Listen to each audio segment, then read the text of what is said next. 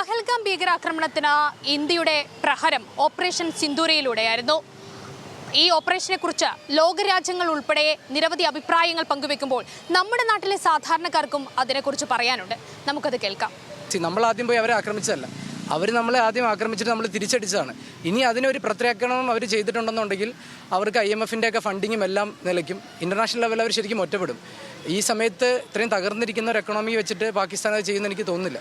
ഒരു യുദ്ധം കഴിവതും ഒഴിവാക്കുക എന്നുള്ളതാണ്. അതിപ്പം ഏത് രീതിയിലാണെങ്കിലും ഒരു യുദ്ധം എങ്ങനെ വന്നു കഴിഞ്ഞാലും രണ്ട് രാജ്യങ്ങളിലെയും സാധാരണ ജനങ്ങൾക്കാണ് അത് ഏറ്റവും കൂടുതൽ പ്രശ്നം ഉണ്ടാവുക. അതുകൊണ്ട് ഒരു യുദ്ധം കഴിവതും ഒഴിവാക്കാനുള്ള നടപടികൾ രണ്ട് രാജ്യങ്ങളിലും ഉത്തരവാദിത്തമുള്ളവർ ശ്രദ്ധിക്കുക എന്നുള്ളതാണ് എനിക്ക് തോന്നുന്നത്. യുദ്ധം ഉണ്ടാകുന്നത് എപ്പോഴും ബുദ്ധിമുട്ടാണ്. അത് പരസ്പരം പറഞ്ഞ് സഹകരിച്ചു പോകുന്നതായിരിക്കും എപ്പോഴും നല്ലത്. പോലെ തന്നെ ഇപ്പോൾ യുണൈറ്റഡ് സ്റ്റേറ്റ്സും കാര്യങ്ങളൊക്കെ നമുക്ക് അനുകൂലമായിട്ട് മറുപടി നൽകുന്നതിൻ്റെ പേരിലെ കുഴപ്പമില്ലാത്ത രീതിയിൽ പോകുന്നതായിരിക്കും നല്ലത്. യുദ്ധം എന്തായാലും ബുദ്ധിമുട്ട് തന്നെയാണ് നമ്മുടെ രാജ്യത്തിനും അവർക്കും. തിരിച്ചടി മറ്റൊരു തരത്തിൽ ഏതായാലും വേണം എന്നുള്ളത് തന്നെയാണ് എൻ്റെ അഭിപ്രായം. പാകിസ്ഥാൻ്റെ സപ്പോർട്ടോടുകൂടിയാണ് ഇതൊക്കെ സംഭവിക്കുന്നത് എന്നുള്ളത് കൊണ്ട് തന്നെ ആ തരത്തിലൊരു തിരിച്ചടി നല്ലതാണ്. പാകിസ്ഥാൻ ഇപ്പോൾ നടത്തിക്കൊണ്ടിരിക്കുന്ന ഷെല്ലാക്രമണങ്ങളിൽ ജീവൻ നഷ്ടപ്പെട്ടു പോയ ഒരുപാട് പേരുണ്ട്. അവരെക്കുറിച്ച് ഓർത്ത് നമ്മുടെ ഇന്ത്യയിലുള്ളവരുണ്ട്. അവരെക്കുറിച്ച് ഓർത്ത് നമ്മൾ ദുഃഖിക്കുകയാണ്.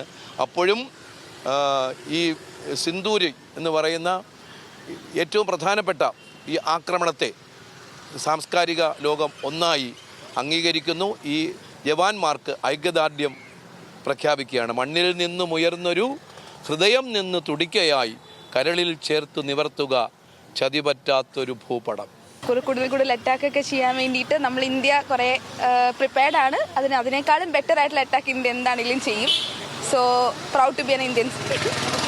തിരിച്ചടികളൊക്കെ നൽകാം, നല്ലതാണ്. പക്ഷേ എന്താ പറയുക, സാഹചര്യങ്ങൾ ഒരു യുദ്ധത്തിലേക്ക് നീങ്ങാതെ നോക്കണം എന്ന് തന്നെയാണ് എൻ്റെ അഭിപ്രായം.